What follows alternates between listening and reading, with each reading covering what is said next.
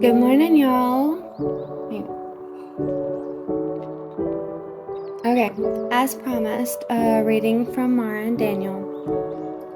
It was coming up on the 2-hour mark of Mara's body being violently contorted, hands bent inward with the fingers gnawed up like claws at her chest, head rolling and jerking at an awkward angle from side to side, eyes rolled back behind rapidly fluttering lids. The vocalizations that manifested from deep within her gut being forced out of her mouth, ranging from agonizing moaning, stuttering, and even the strange lull of a sing-song humming. Mara was acutely aware of what was happening to her as she seized again and again and again. During those 2 hours, Daniel had tried everything he could to make it stop. Why couldn't he make it stop?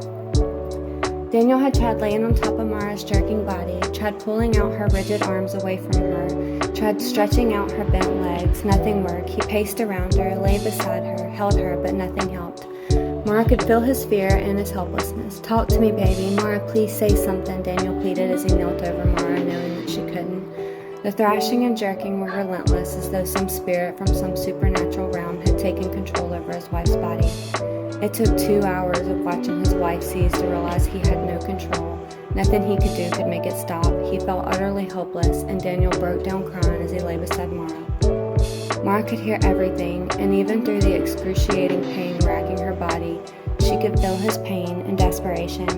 And it was during this feeling of desperation from both of them, at the lack of control what was happening to her, that a feeling of pure peace settled over her. And luminous brights rippled across the ceiling, fluid like water. The ceiling had become a shimmering, brilliant river of blues, purples, and pinks, illuminating the entire room. Mara extended an arm that had just mere seconds ago been fixed at a rigid angle to her chest and pointed a finger up to the ceiling. And she finally spoke. "Daniel, do you see it? Oh God, look how beautiful, how absolutely beautiful." "Mara, see what, baby?" "The lights. Look at the lights, Daniel." There was no longer any stuttering, any slurring of her words. They were crystal clear, and her body had gone still, serene even. Powerful words washed over Mara, flooding every fiber of her being with the force of their meaning. "You can't go over it, but I will walk through it with you."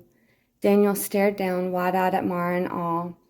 "Oh my God," and he got up and walked out of the room, just for a moment, just to collect his thoughts and process what he had just witnessed with Mara. When he walked back into the room, Mara was fast asleep.